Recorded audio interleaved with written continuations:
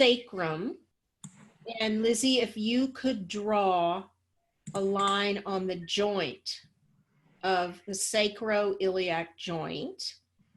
The sacrum is 5 fused vertebrae. Yes, you can't really see it from that side so much, but that is a big joint. It's a deep joint, and it is a joint of stability, not mobility. And a lot of confusion about that. We need about 2 millimeters of movement in order to walk, in order to go from standing to sitting, and we're going to focus on that later in the practice segment. But mostly it needs to have a lot of congruence, that joint. And it is at the base. It is at the base where the weight is now distributed through from the column laterally into the pelvis and down into the legs. So it's like an intersection where you have to be careful.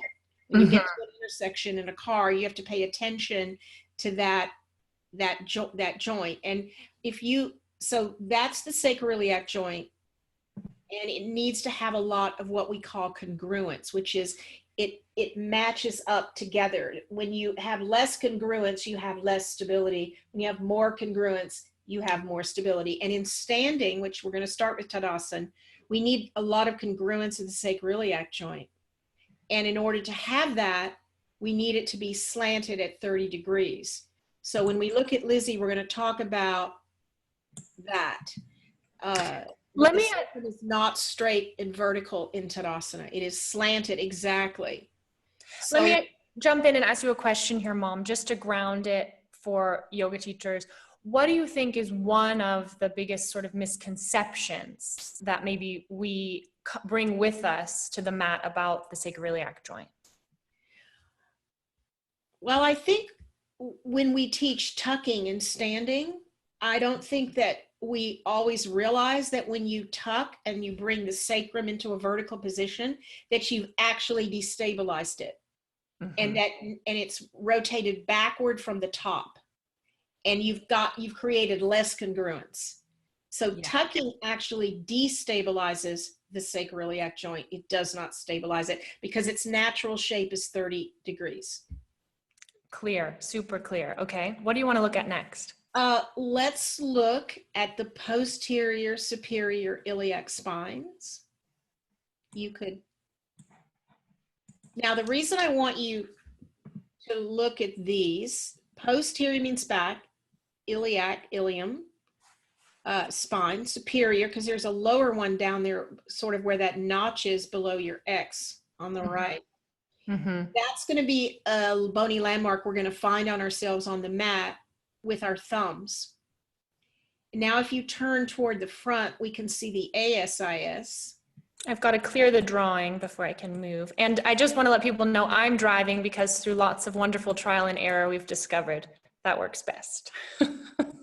Yes. All right. I apparently can't think and point an arrow at the same time. All right. It's a generational thing. All right. So there's the anterior superior iliac spine. You have 2 of them. And that's where we're going to put our middle finger. So we're going to kind of make a circle that matches the circle of the pelvis. And I think if you would just turn that figure so the front of the sacrum faces toward the right a little bit more. Keep going. Now, right there. Do you see how the sacrum has a natural angle backwards? And do you see, yes. And do you see how L5 is not vertical? Yeah. The front, the anterior, which is called the body of the vertebra, is slanted. Now, would you just move us up a couple vertebral segments? Now look at 5. Put an X on 5, Lizzie, or mark 5, the body of 5. This is 5.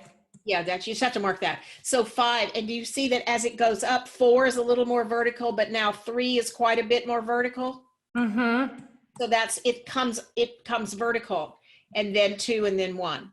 And then it begins to, you can actually see where 1, which is occluded by the rib, is beginning to go backward to form the backward thoracic spine. Can sort of see it like this from the side. Yes, you see how it begins to go, and now you see T12, which is, no, I liked the picture where you were. All right, so if we count up 5, 4, 3, 2, 1, now, okay, can you see where the ribs start to come off, how now it's rounding backward?